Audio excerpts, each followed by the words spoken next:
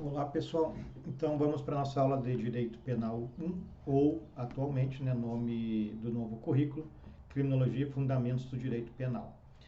Hoje nós veremos o artigo 4º, começaremos com o artigo 4º que diz o seguinte: 4º do Código Penal.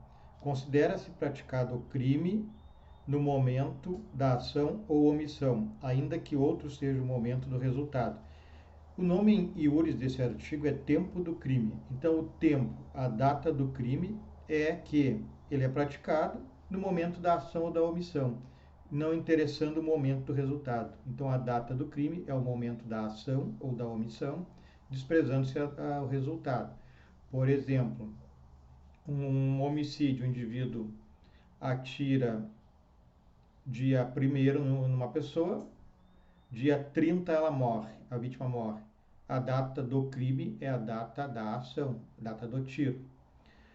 Digamos que, por exemplo, o indivíduo cometeu um crime de homicídio qualificado por motivo torpe, matou lá alguém por dinheiro, por um seguro, por herança, etc.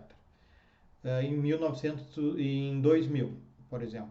Em 2001, muda a lei agravando a pena do homicídio qualificado. Então, nesse caso, valerá a lei da data do fato e não da data do julgamento, quando foi a julgamento já havia nova lei. Existiu um caso que em 1994 o homicídio qualificado ele tornou-se crime hediondo.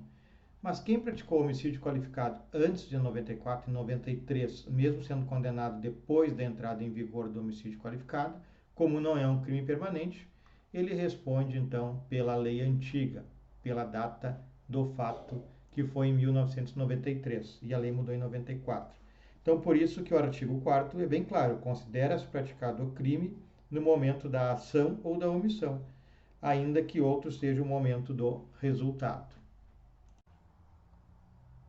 Também, por esse artigo 4º, tempo do crime, pela data considerado crime no momento da ação ou da omissão, nós veremos também a questão da responsabilidade penal. O indivíduo que praticar um delito, se faltar um dia na data do fato para completar 18 anos, ele é inimputável, responde pelo ECA. Então, eu preciso saber o dia do fato, que é o momento, então, que é o tempo do crime, é quando se pratica o crime, a ação ou omissão. Também nos casos dos crimes permanentes, esses têm uma diferenciação, conforme nós já estudamos, pela súmula 715 do STF. Se mudar a lei no curso de um crime permanente, a lei nova será aplicada, mesmo que mais grave. Por exemplo, sequestro hoje. Daqui a 6 meses muda a lei, agrava a pena. Daqui a 7 meses o indivíduo é liberado. Nesse dia da liberação ocorre a consumação do fato. Será aplicada a lei nova, mas ele consumou neste dia, então, do fato. No dia em que houve a liberação do cativeiro, Esse é o dia do fato. Também, pelo artigo 4º, nós vamos trabalhar em cima do crime continuado. O crime continuado é aquele que, em vista de diversas circunstâncias, de tempo, local, modo, se considera praticado um crime, e o segundo é continuação do primeiro. Por exemplo, o indivíduo vai na frente de uma boate, furta diversos pneus, estepes no mesmo dia, ou vai todos os finais de semana durante 30 dias e subtrai cada final de semana 2 rádios de carro, isso se considera crime continuado. Então, nesse caso, o crime continuado, a pena aplicável será a data do último fato. Portanto, será aplicada a lei do dia da cessação do crime continuado. Esse será, então, o dia que cessar a continuidade delitiva. Exemplo, lá no 6º furto de pneu de veículo, o indivíduo é flagrado. Esse dia será considerado o dia do fato, o dia da ação ou da omissão, no caso da ação, Então, nesse dia, conforme a súmula 715, se dirá a lei presente neste dia, porque é um crime permanente. Relembrando, no caso do homicídio, não. O homicídio não é crime permanente, então será aplicada a lei da data do fato, da ação ou da omissão.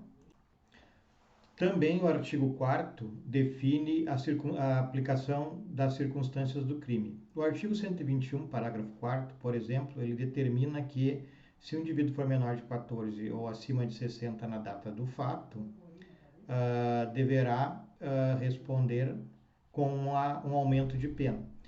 Então, vai ter que se verificar a idade, se ele tem menos de 14 ou mais de 60, na data da ação ou da omissão, conforme dispõe o artigo 4º do Código Penal.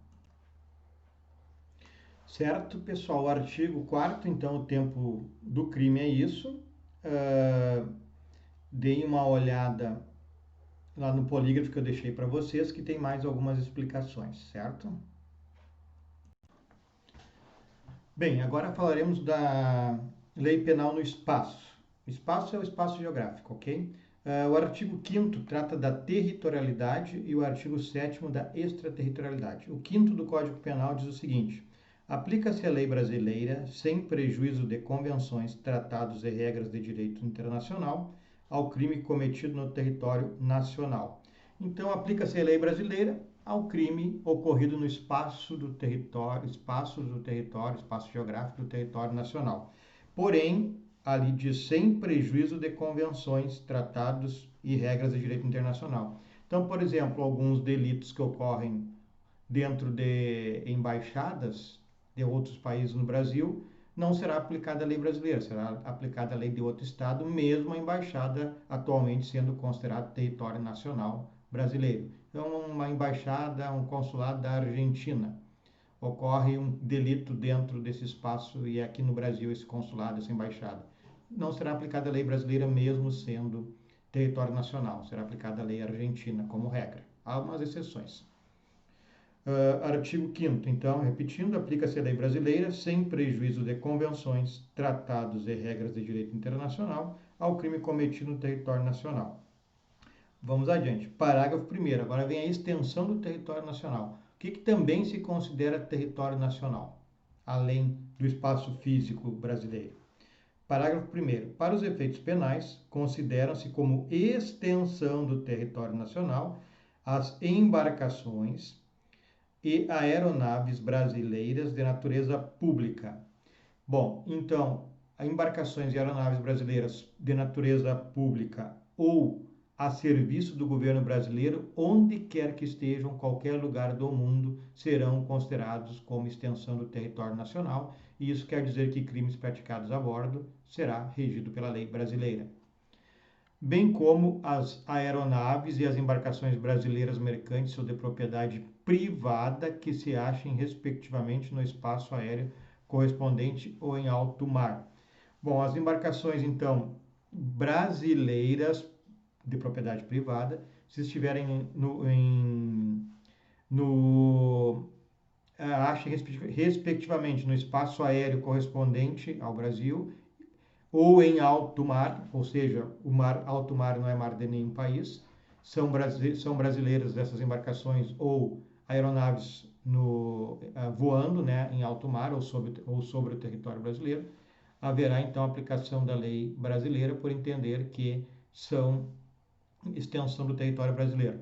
Repetindo, embarcações e aeronaves públicas, onde quer que estejam, serão extensão do território nacional, será aplicada a lei brasileira. Embarcações privadas, se estiverem, obviamente, no território nacional, aeronaves voando sobre o território nacional, mar territorial brasileiro, aeronaves sobre o mar territorial brasileiro, ou em alto mar, ou sobre o alto mar, as aeronaves, serão consideradas, por serem brasileiras de natureza privada, extensão do território nacional brasileiro, será aplicada a lei brasileira. Parágrafo 2º. É também aplicável a lei brasileira aos crimes praticados a bordo de aeronaves ou embarcações estrangeiras de propriedade privada, achando-se aquelas em pouso no território nacional ou em voo no espaço aéreo correspondente, e estas em porto ou mar territorial do Brasil. Então, vamos lá. Aeronaves voando sobre o Brasil, ou sobre o mar territorial brasileiro, ou em pouso no Brasil, são de naturezas privadas e que são estrangeiras, privada e estrangeira, mas estão voando sobre o território geográfico do Brasil, sobre o alto mar, sobre mar territorial brasileiro, serão consideradas aplicáveis à lei brasileira. Ou as embarcações atracadas, né, em portos do Brasil ou no mar territorial brasileiro, será aplicada a lei brasileira. Então, repetindo, parágrafo 2º do artigo 5º, é também aplicável a lei brasileira aos crimes praticados a bordo de aeronaves ou embarcações estrangeiras de propriedade privada, achando-se aquelas em pouso no território nacional ou em voo no espaço aéreo correspondente, e essas em porto ou mar territorial do Brasil. Certo, pessoal? Então é isso que eu acabei de falar. Está no artigo 5º, parágrafo 2º. Artigo 6º, pessoal, fala do lugar do crime. O artigo 4º falou do tempo do crime, né? O artigo 4º diz, aprendemos aqui, que considera-se praticado o crime no momento da ação ou da omissão. Então, esse é o tempo, a data do crime. O artigo 6º é o lugar do crime. O artigo 6º é diferente, não só por ser lugar do crime, mas ele tem duas possibilidades para se firmar como local do crime, enquanto que no artigo 4º o tempo do crime é muito claro, é só no momento da ação ou da omissão, mesmo que outro seja o local do resultado. Diz o artigo 6º, então, retomando o 6º, lugar do crime. Considera-se praticado o crime no lugar em que ocorreu a ação ou omissão, no todo ou em parte. Então, primeira parte do artigo 6º. Considera-se praticado o crime onde ocorreu a ação ou omissão. Mas a segunda parte diz, bem como onde se produziu ou deveria produzir-se o resultado.